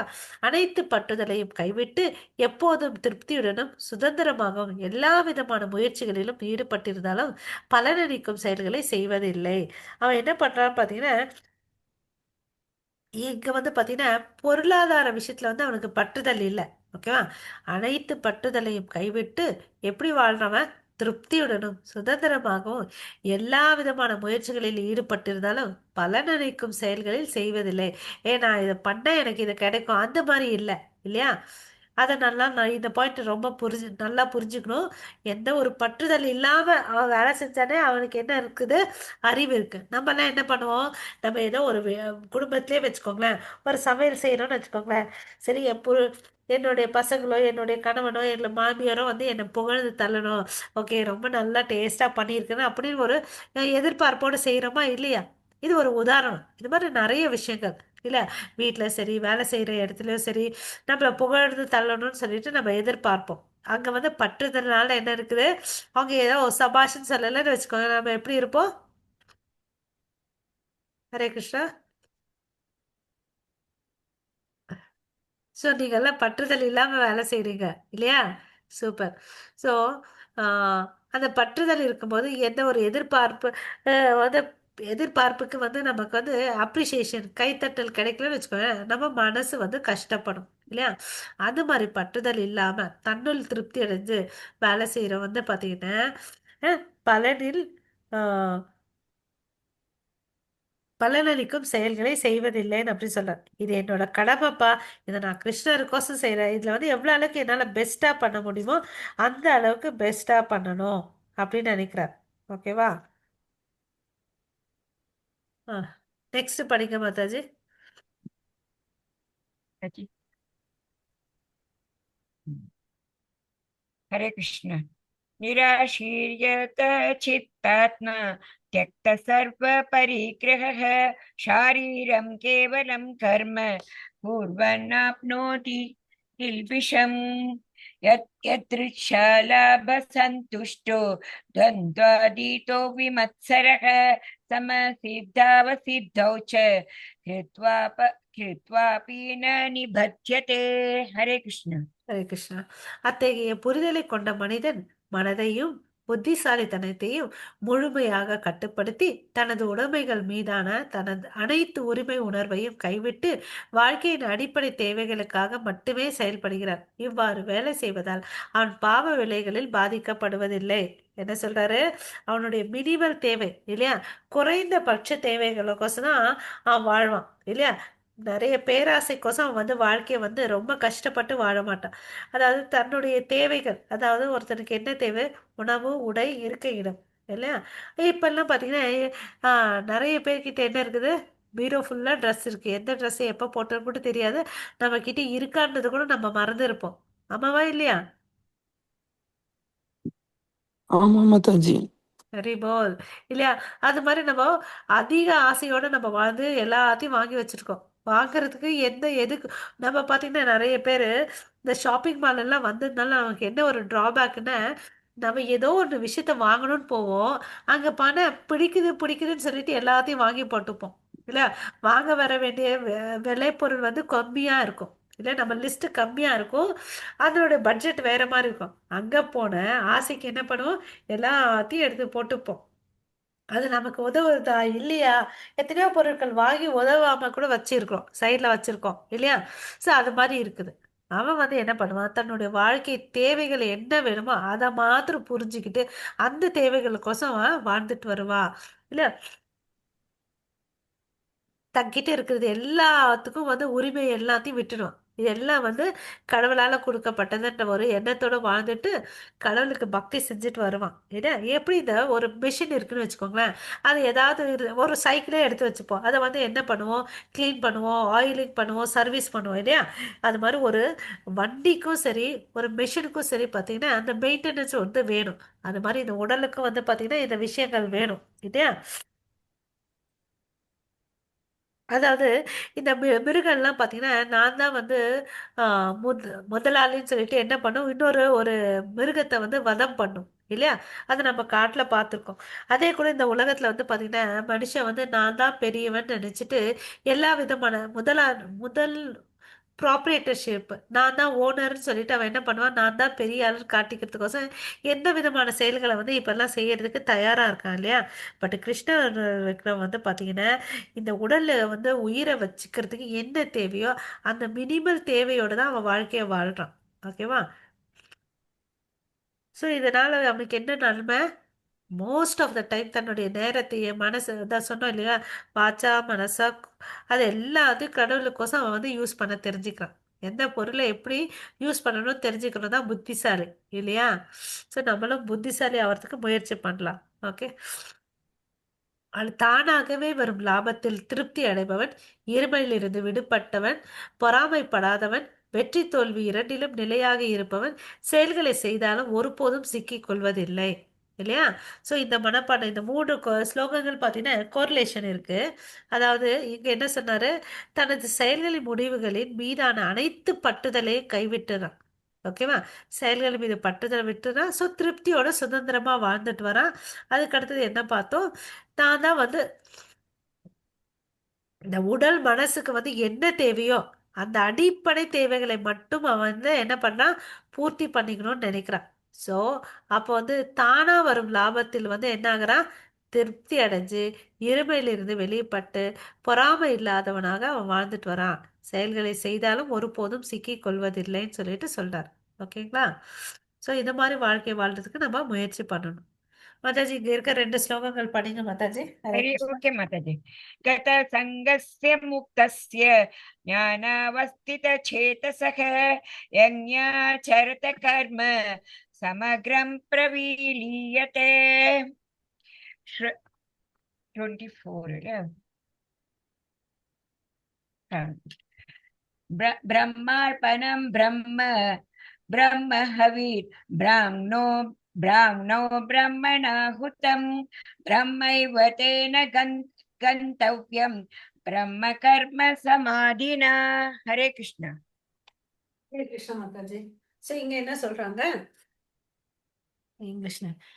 ஜடையிற்கையின் முறைகளில் பற்றற்ற மற்றும் ஆழ்நிலை அறிவில் முழுமையாக நிலைத்திருக்கும் ஒரு மனிதனின் வேலை முற்றிலும் ஆழ்நிலையில் இணைகிறது. அவன் என்ன பண்ணிட்டு இருக்கான்? பற்றற்ற நிலையில இருக்கிறான். ஆழ்நிலை அறிவில் வந்து முழுமையாக நிலைத்திருக்கிறதுனால அவன் என்ன பண்ணிட்டு இருக்கான்? செய்யக்கூடிய செயல்கள் எல்லாமே ஆழ்நிலையில் இணைகிறதுன்னு சொல்லிட்டு சொல்றாங்க. ஓகேங்களா? பர்பட்ல பிரபுபாதா என்ன சொல்லியிருக்காருன்னு பார்க்கலாம். ஸோ எவன் ஒருத்தன் வந்து இந்த ஃபுல்லா கிருஷ்ணாவும் உணர்வோடு இருக்கானோ அவன் என்ன ஆகுறான், இந்த இருமையிலிருந்து வெளியே வரான் அப்படின்னு சொல்லுவோம். போன ஸ்லோகத்தை பார்த்தோம் இல்லைங்களா? அவன் வந்து லாப் என்ன ஒரு word நல்லா இருந்துச்சு இல்லையா? இருமையிலிருந்து விடுபட்டவன் இல்லையா? பொறாமை இல்லாதவன். ஸோ இந்த இடத்துல வந்து என்ன பண்றான், இருமையிலிருந்து வந்ததுனால அவன் திருப்தியோட கிருஷ்ண நிலையில வந்து தனக்கும் கிருஷ்ணர் இருக்கக்கூடிய சம்பந்தத்தை புரிஞ்சுட்டு திருப்தியோட வாழ்ந்துட்டு இருக்கான். ஸோ இப்படி வாழ்றதுனால அவனுக்கு என்ன லாபம்? அவருடைய லோகத்துக்கு திரும்பி போறான். ஓகே, அவங்க செய்யக்கூடிய செயல்கள் எல்லாமே வந்து திவ்யமான செயல்களாகுது. எதனால வரக்கூடிய எதிர்வினைகளால அவன் தாக்கப்படுவதில்லை. எந்த செயல் செஞ்சாலும் ஒரு எதிர்வினை இருக்கும். பட் இவன் கிருஷ்ண உணர்வோட இருக்கிறதுனால ஆழ்நிலையில இருக்கிறதுனால அவனுக்கு எந்த ஒரு எதிர்வினையால பாதிக்கப்படுவதில்லை அப்படின்னு சொல்றாங்க. ஓகேவா? ஸோ ஸோ இங்க என்ன வருது, இங்க வந்து அடுத்த ஸ்லோகத்தில் என்ன சொல்றது, கிருஷ்ண உணர்வில் முழுமையாக உள்வாங்கப்பட்ட ஒரு நபர் ஆன்மீக நடவடிக்கையில் தனது முழு பங்கு அளிப்பின் காரணமாக ஆன்மீக ராஜ்யத்தை அடைவது உறுதி. அவன் என்ன பண்றான், உடல் அளவுக்கு இங்க தான் வாழ்ந்துட்டு இருக்கான். பட் என்ன பண்ணிட்டு இருக்கான், அந்த இடத்துக்கு போறான். கடவுளை நினைச்சிட்டு இருக்கிறதுனால கடவுளுடைய நித்திய லோகத்துக்கு போறான். இது வந்து தூய பக்தன். அதே வந்து கட்டுண்ட ஆத்மா என்ன பண்ணிட்டு இருக்கான், இங்க இருக்கக்கூடிய விஷயங்களை பண்ணிட்டு நான் தான் காரண கர்த்தான் அப்படின்னு நினைச்சிட்டு என்ன பண்ணிட்டான், இந்த பௌதிக உலகத்து மேல பற்றுதல் வச்சிட்டு இருக்கனால அவன் திரும்பி வந்து பிறக்கிறான் அப்படின்னு சொல்றான். ஸோ அதுக்கு வந்து அதுக்கு ஒரு உதாரணம் சொல்றார் பிரபுபதா. ஒருத்தனுக்கு வந்து உடம்பு சரியில்லை. ஓகே, அவனுக்கு என்ன தொந்தரவுன்னா வயிறு பிரச்சனை இருக்கு. ஓகேவா? வயிறு பிரச்சனை இருக்குது, அஜீரண கோளாறு. ஓகேவா? அதாவது அஜீரண கோளாறு இருக்கும்போது என்ன ட்ரீட்மெண்ட் கொடுப்பாங்கன்னு பார்த்தீங்கன்னா, அவனுக்கு வந்து இந்த பாலெல்லாம் குடிச்சா சில பேருக்கு வந்து ஒத்து வராதுன்னு சொல்லுவாங்க இல்லையா? அவங்களுக்கு என்ன வைத்தியம் இருக்குன்னு பார்த்தீங்கன்னா, அந்த பாலால் வரக்கூடிய வேற பொருட்கள் தயிரை வச்சு தான் அவனுக்கு வந்து ட்ரீட்மெண்ட் இருக்கணும் அப்படின்னு சொல்லிட்டு சொல்றாங்க. ஓகேவா? ஸோ சில பேர் வந்து பார்த்தீங்கன்னா தன்னுடைய பலநோக்கு செயல்களால் கிருஷ்ணரை வந்து திருப்தி பண்ணணும்னு சொல்லுவாங்க. அப்போ வந்து என்ன பண்ணுவாங்க, யக்னங்கள் பண்ணுவாங்க. கிருஷ்ணர் வந்து யக்னேஸ்வரான்னு சொல்லிட்டு பார்த்தோம் இல்லையா? யாகங்களை வந்து திருப்திப்படுத்துபவர் வந்து விஷ்ணுவை விஷ்ணுவை வந்து யக்னேஸ்வரான் அப்படின்னு சொல்றாங்க. நிறைய பேர் இதை வந்து பண்றாங்க. இல்லையா? ஸோ இது வந்து அவங்க கடைசியாக அல்டிமேட்டாக வந்து பார்த்தீங்கன்னா கிருஷ்ணர் வந்து தான் முழு முதல் கடவுள்ன்றதை தெரிஞ்சுப்பாங்க இல்லையா? 4 நிலைகள் பார்த்தோம் இல்லையா? பிரம்ம ஜோதியை வழிபடுறவங்க, ஆஹ், அஷ்டாங்க யோகிகள் பரமாத்மா வழிபடுவாங்க. ஸோ இந்த நிலையில இருந்தாலும் கடைசியில் அவங்க எந்த நிலையை அடையணும்னு பார்த்தீங்கன்னா பகவான் இல்லையா? பரமபுருஷ பகவானை வந்து அவர் தான் பரிபூர்ண உண்மைன்றதை தெரிஞ்சுக்கணும் இல்லையா? ஸோ இது மாதிரி பண்ண பக்தி வந்து வேற வேற விதமா பண்ணிட்டு வந்தா கூட கடைசியில் அவங்க என்ன பண்றாங்க? கடவுள் முழுமுதற் கடவுள் வந்து பகவான்றதை வந்து அவங்க புரிஞ்சுக்கணும். ஓகேங்களா? இதுதான் வந்து பாத்தீங்கன்னா அவன் தன்னுடைய மனசு புலன்கள் எல்லாம் அடக்கி கிருஷ்ணர் மேல லயித்து வர்றது வந்து உயர்ந்த நிலை. அதுதான் வந்து உண்மையான கிருஷ்ண பக்தின்னு சொல்றாங்க. அடுத்த ஸ்லோகம் படிங்க மாதாஜி. ஹரே கிருஷ்ணா. 43. Okay. ஆ படிங்க மாதாஜி. 25. ஆ தெய்வம் ஏவா 25. Okay. பரே யக். दैवमेवापरे यज्ञं योगिन पर्युपासते ब्रह्माज्ञावपरे यज्ञं यज्ञेनैवोपजुह्वति. हरे कृष्ण. ஹரே கிருஷ்ணா. அதாவது இங்க என்ன சொல்றாங்கன்னு பாத்தீங்கன்னா ஹரே கிருஷ்ணா. Yeah.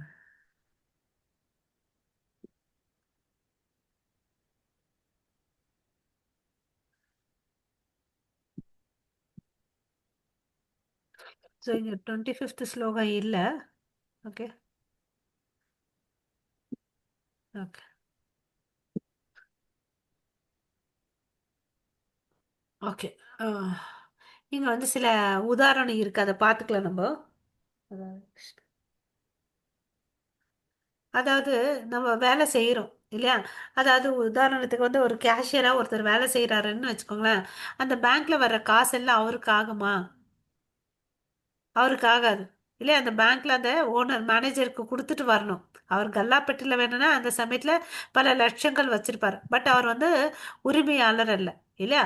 அந்த வேலையை செஞ்சுட்டு அவர் கொடுத்துட்டு வரணும். அதே மாதிரி ஒரு எல்லை பகுதியில் ஒருத்தர் ஒரு சோல்ஜர் வேலை செய்கிறாருன்னு வச்சுக்கோங்களேன். அவருக்கு வந்து அங்கே லைசன்ஸ் இருக்கு இல்லையா? நீ வந்து எதிரிகளை சுடலாம்னு சொல்லிட்டு அதே லைசன்ஸை எடுத்துட்டு வந்து தன்னுடைய பக்கத்து வீட்டுக்காரில் சுட்டான்னு வச்சுக்கோங்களேன், அவங்கள வந்து அரெஸ்ட் பண்ணுவாங்க இல்லையா? அந்த விஷயத்த புரிஞ்சு அது மாதிரி கிருஷ்ணா நீ வந்து சண்டை போடு எதுக்கோசம்? தர்மத்துக்கோசம் பண்ணு இல்லையா? துரியோதனன் வந்து பார்த்தீங்கன்னா சுயநலக்காரன் அக்கிரமக்காரன் இல்லையா? அவனை வந்து தர்மத்தை வந்து அழிச்சிட்டு இருக்கான். அதை நீ வந்து என்ன பண்ணணும்? கடவுளுக்கோசம் தர்மத்தை நிலை பண்றதுக்கோசம் நீ வந்து சண்டை போடுன்னு அப்படின்னு சொல்லிட்டு சொல்றான். சரி, இந்த விஷயங்களை நம்ம புரிஞ்சுக்கணும். நான் செய்யக்கூடிய செயல்களை வந்து கிருஷ்ணரை திருப்திப்படுத்துதா இல்லையான்றது. ஸோ எல்லா யக்னங்கள் எதுக்கு நீ வழிவகுக்குன்னு நம்ம ஆழ்நிலை அறிவை வந்து புரிஞ்சுக்கிறதுக்கோசம் வழிவகுக்குது. அதுதான் வந்து பார்த்தீங்கன்னா நம்ம விடுதலை கொடுக்கொன்றதை புரிஞ்சுக்கணும். ஸோ இதை வந்து பிரிவுகள் இந்த 25லேருந்து 29 ஸ்லோகத்தில் வந்து நம்ம என்ன பார்க்க போகிறோம்னு சொல்லிட்டு. ஸோ இங்க இந்த ஸ்லைட் நம்ம ஏற்கனவே தெரிஞ்சிருக்கோம். ஓகே, அதனால இதை மிஸ் பண்ணலாம். ஸோ உண்மையான சந்தோஷம் எங்கே இருக்கு? தியாகம் இல்லாத மகிழ்ச்சி எது இல்லையா? கடவுள் வந்து பார்த்தீங்கன்னா ஃபர்ஸ்ட் பிரம்மாவை படைச்சார். பிரம்மா வந்து பார்த்தீங்கன்னா அவருக்கு ஒன்றுமே புரியல. சரி, அந்த தாமரை தண்டுக்குள்ள உள்ள போனார். இருட்டா இருக்குது, ஒன்றும் புரியல.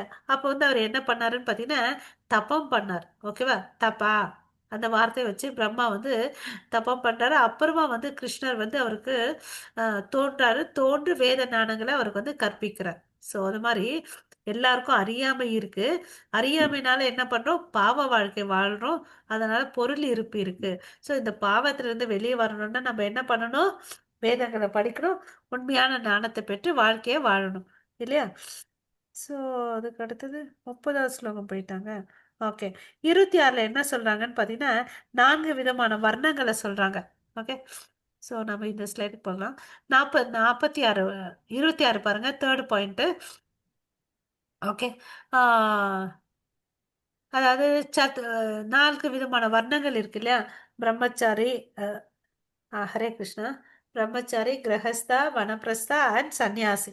அதே மாதிரி பிராமணா, சத்ரியா வர்ணங்கள் பேசிஸில் குணா கேசிஸில் 4 விதமான மனிதர் இருக்காங்க. பிராமணன், சத்ரியன், வைஷ்யா, சூத்ரஸ். அதுதான் வந்து இங்கே சொல்கிறாங்க. இந்த குடும்பஸ்தர்கள் இருக்காங்க இல்லையா? அவங்க வந்து பார்த்தீங்கன்னா ஒழுங்குபடுத்தப்படுத்த வாழ்க்கையை வாழணும் இல்லையா? ஸோ இங்கே வந்து பாலுணர்ச்சி விஷயத்தை பற்றி சொல்கிறாங்க. தேவையில்லாத உடல் உறவுகள், அதாவது இந்த கல்யாணத்துக்குள்ளே இருக்கக்கூடிய உறவுதான் வச்சுக்கிட்டு அவன் வந்து தன்னுடைய வாழ்க்கையை வந்து ரொம்ப ஸ்ட்ரிக்டாக வாழணும்னு சொல்லிட்டு சொல்கிறாங்க. அதுவே ஒரு யக்னம்னு சொல்கிறாங்க. This restricted unattached to sex life is also a kind of yagna. அதுவும் ஒரு மாதிரி ஒரு யக்னம் தான் அப்படின்னு சொல்கிறாங்க. ஓகேவா? பிரம்மச்சாரிகள் வந்து பார்த்தீங்கன்னா அவங்க வந்து ஃபஸ்ட்டு அந்த பக்தியில தான் ஈடுபடணும். ஹரேர் நாம அனுகீர்த்தனம், எப்பவுமே வந்து கிருஷ்ணருடைய நாமத்தை வந்து ஸ்மரணம் பண்ணணும், கேட்கணும் அப்படின்னு சொல்லிட்டு சொன்னாங்க. ஸோ ஒவ்வொருக்கும் ஒவ்வொருடைய நியமங்கள் வச்சிருக்காங்க. அதுதான் வந்து வர்ணாசிரம சங்கம். அதுக்கு அடுத்தது 27வது ஸ்லோகத்தில் வந்து என்ன சொல்றாங்க? அஷ்டாங்க யோகம், பதாஞ்சலி யோகம். அதாவது இங்கே வந்து பதாஞ்சலி யோகத்தோடைய சூத்திரத்தை என்ன சொல்றாங்கன்னு பார்த்தீங்கன்னா, பிரயாக் ஆத்ம அண்ட் பராக் ஆத்மான் அப்படின்னு சொல்லிட்டு சொல்றாங்க. இந்த புலன்கள் வந்து பார்த்தீங்கன்னா, எப் புலன்கள் மேலே இந்த ஆத்மா பற்றுதலோட இருந்துச்சுன்னு வச்சுக்கோங்களேன், அதை வந்து பராக் ஆத்மான் அப்படின்னு சொல்றாங்க. ஓகேங்களா? இந்த ஆத்மா வந்து இந்த உடலுக்குள்ள இருக்கக்கூடிய 10 விதமான காற்றுக்குள்ள வேலை செய்யுதாம் இந்த உடம்புக்குள்ள. ஓகேவா? அது எப்படின்னு பார்த்தீங்கன்னா மூச்சு பயிற்சினால. அதுதான் வந்து பதாஞ்சலி யோகத்துல சொல்றாங்க, இந்த மூச்சு பயிற்சி வந்து நம்ம சரி பண்ணணும்னு சொல்லிட்டு. அது ஒரு விதத்துல வந்து நம்ம ஆஹ், ஆத்மாவுக்கு வந்து முன்னேற்றம் அளிக்கும் அப்படின்னு சொல்றாங்க. ஆத்மா வந்து தூய்மைப்படுத்தும்னு சொல்றாங்க. அந்த 5வது பாயிண்ட் பாருங்க. கட்டுப்படுத்தப்பட்ட மனதின் நெருப்பில் காணிக்கையாக அனைத்து புலன்களும் மற்றும் உயிர் சுவாசத்தின் செயல்பாட்டை வழங்குகிறது. அதனால என்ன இலக்காகுது? முழுமையான இருப்பில் இணைத்தல், அதாவது கடவுளோடு இணைக்க முடியுது. ஏன்னா இந்த மூச்சு பயிற்சி கூட ஒரு விதத்துல வந்து ஆத்மாவை வந்து சுத்தப்படுத்துதுன்னு அப்படின்னு சொல்றாங்க. இது வந்து பராக் ஆத்மா, பிராத்தியாக ஆத்மான்னு அதை வந்து அடையணும். நம்ம உயர்ந்த லட்சியத்தை அடையிறது தான். ஓகேவா?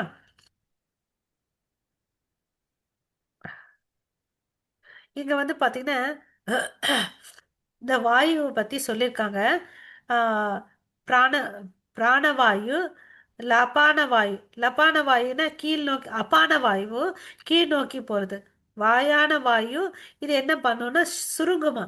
சமான வாயு சமமா இருக்கும், ஈக்லிபிரியம் சொல்றாங்க. உதான வாயு வந்து மேல் நோக்கி போகும்.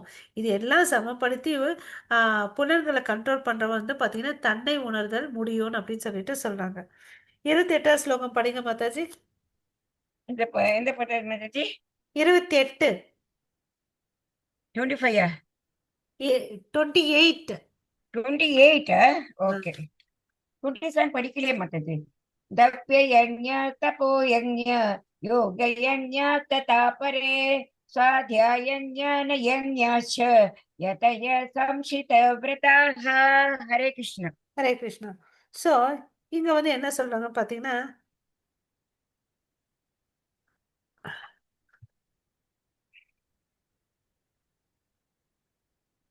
சில பேர் வந்து நிறைய விதமான தவங்கள் பண்ணுவாங்க. வாக்கு தவம், சில பேர் வந்து உண்ணாவிரதம் இருப்பாங்க, சில பேர் பேசாம சில பேர் இருப்பாங்க இல்லையா? மௌன விரதம் சொல்லிட்டு பல விதமான விரதங்கள் கடைபிடிப்பாங்க. அப்புறம் சில பேர் பல விதமான தான தர்ம காரியங்கள் செய்வாங்க. அதாவது தர்மஸ்தலா, அன்னக்ஷேத்ரா, அதிதிசால, ஆனா அனாதாலயா, வித்யாபீட்டான்னு சொல்லிட்டு நம்ம உலகத்துல நம்ம நாட்டில் கூட பார்த்துருப்போம். சில பேர் வந்து ஹாஸ்பிட்டல்ல வந்து கட்டி கொடுப்பாங்க, சில பேர் வந்து இலவச கல்வி திட்டத்தை கொடுப்பாங்க, சில பேர் வந்து அன்னதானம் பண்ணுவாங்க, இல்லை பலவிதமான தர்ம காரியங்கள்லாம் பண்ணுவாங்க. சில பேர் சேரிட்டபிள் ஃபவுண்டேஷன் சொல்லிட்டு பண்ணுவாங்க.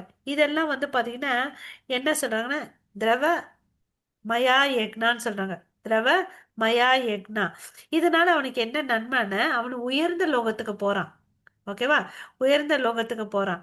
ஆனா கண்டிப்பா மறுபடியும் திரும்பி வருவான் அப்படின்னு சொல்லிட்டு சொல்றாங்க. அப்புறம் இந்த சாத்துர் மாச விரதம்னு ஒன்று இருக்கு. இப்போ வந்து இப்போதான் ரீசெண்டாக முடிஞ்சிச்சு அது. அது வந்து ஜூலை மாசத்துலேருந்து ஆரம்பிக்கும். அந்த சமயத்தில் வந்து பார்த்தீங்கன்னா சில விதமான தானியங்கள் வந்து சாப்பிடக்கூடாதுன்னு சொல்லிட்டு வேதங்கள் சொல்லியிருக்கு. அதை வந்து பின்பற்றுவாங்க. சில பேர் வந்து பார்த்தீங்கன்னா அந்த சமயத்தில் ஒரு நாளைக்கு 2 வேளை தான் சாப்பிடுவேன் அப்படின்னு சொல்லிட்டு விரதம் எடுத்துப்பாங்க. ஓகேவா? ஸோ தன்னுடைய உடல் தேவைகளை குறைச்சிட்டு வாழ்ந்துட்டு வர வந்து பார்த்தீங்கன்னா தபோமய யக்னான்னு சொல்கிறாங்க. ஓகே. ஸோ ஸோ ரெண்டாவது இது. மூணாவது வந்து பார்த்தீங்கன்னா அத யோகா இல்லைன்னா அஷ்டாங்க யோகா. தன்னை உடலுடைய சுவாசங்களை வந்து கண்ட்ரோல் பண்ணிட்டு அதை அந்த யோகத்தை ப்ராக்டிஸ் பண்ணுறவனை வந்து என்ன சொல்கிறாங்கன்னா யோக யக்னா. ஓகே. ஸோ இந்த மூன்று வார்த்தைகளை சொல்கிற மறுபடியும். அதாவது திரவமய யக்னா ஒன்று. ஓகேவா. தபோமய யக்னா, யோக யக்னா. நாலாவது வந்து பார்த்தீங்கன்னா சுவாதாய யக்னா.